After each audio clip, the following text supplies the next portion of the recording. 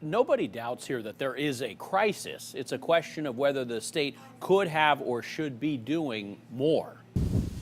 Set aside for a moment what you've heard about conserving rivers.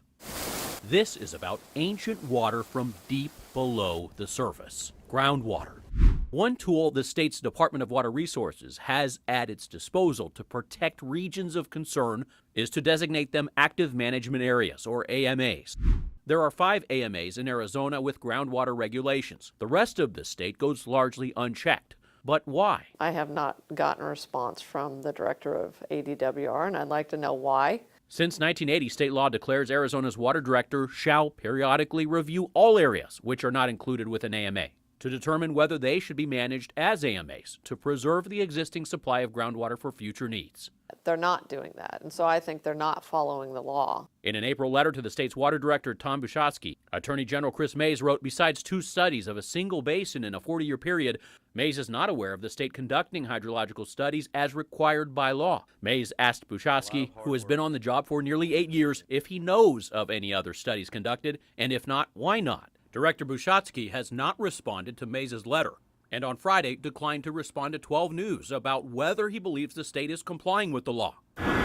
It's those unregulated areas attracting attention, where several large industrial farms pump out unlimited water with no reporting requirements. It's completely, it's completely unfair. It's criminal, in my opinion. One operation owned by a Saudi company ships cattle feed back to Saudi Arabia.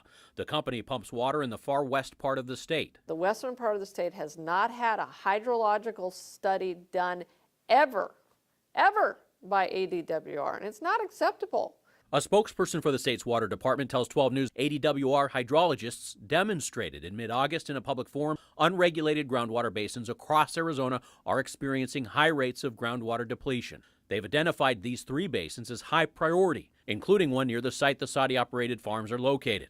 Everywhere I go in Arizona, they think that their government is not doing a good job protecting our water resources, and you know what? They're right. We're going to have to learn to live with less water. In the past, the water director has been outspoken on major conservation reforms. And there's no longer a one-size-fits-all. It will be cobbling together many small actions.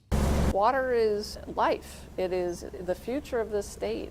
That depends on us making sure that we have sound laws and that we at least enforce the current law. And you can find more coverage of Arizona's groundwater concerns right now at 12news.com. Joe Dana, 12 News.